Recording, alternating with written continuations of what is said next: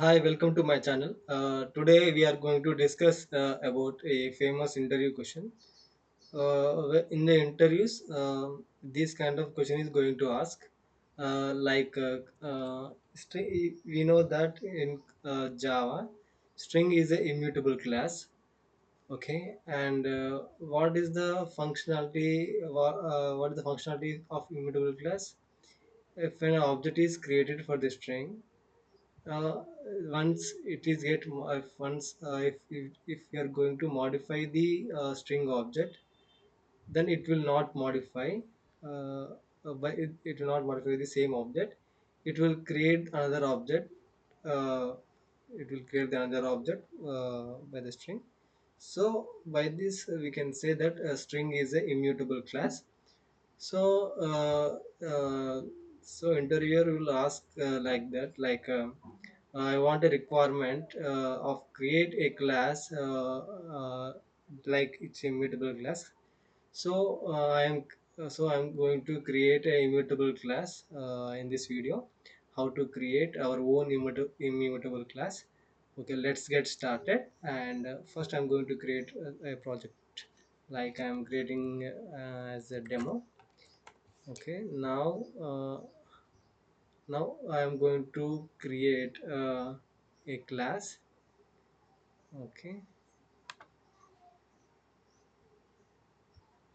the class name we can give as uh, student. You can give student as a class name, and package name I'm giving as com.it. Yeah, we can give any class name, but I'm giving student. And yeah, now created. Okay, see, now the student ID will be student ID int ID. Now I'm going to create the constructor. Okay, it's a parameterized, not zero param. uh, we have parameter, we have the, yeah, parameter here, fields. So int I, and here this dot id equal to id. Okay, this is the constructor. Okay, here I'm going to, yeah, here I'm going to create a method public student modify. Okay, the student has id, I'm giving the parameter as int id. And here, if this dot id equal to id, see, if this id and what we are giving in this modify method id is same, then return the same object. Okay, for returning the same object I am giving this keyword. So this keyword represents return the same class object, and this keyword refers to same class object. And else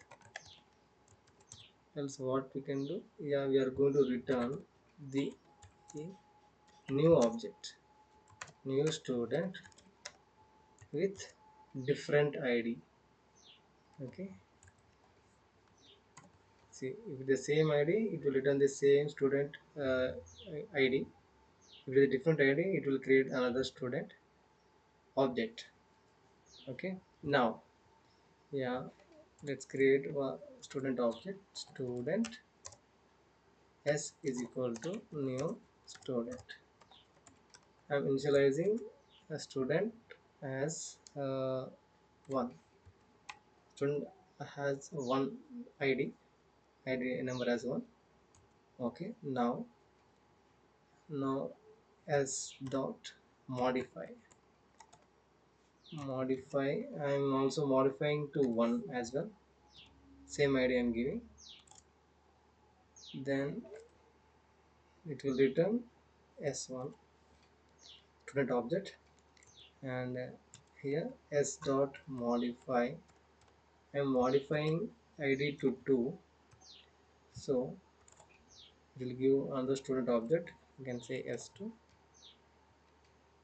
Okay, what we have done here, we have done, we created a student object of id 1, initialized with id 1. So I'm modifying, I'm calling the method id 1. If this id 1 is, this id 1 is equal, then it should return this current class object.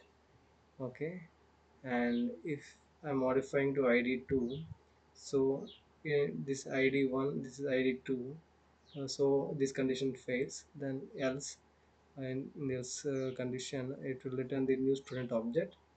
So okay, now check, uh, check the output, student sys out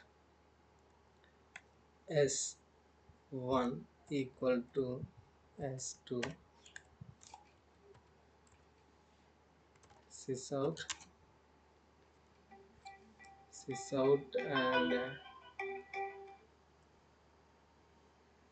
sys out s equal to s1.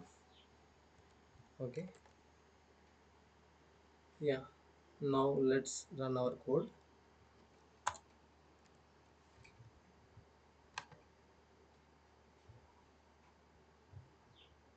run as java application.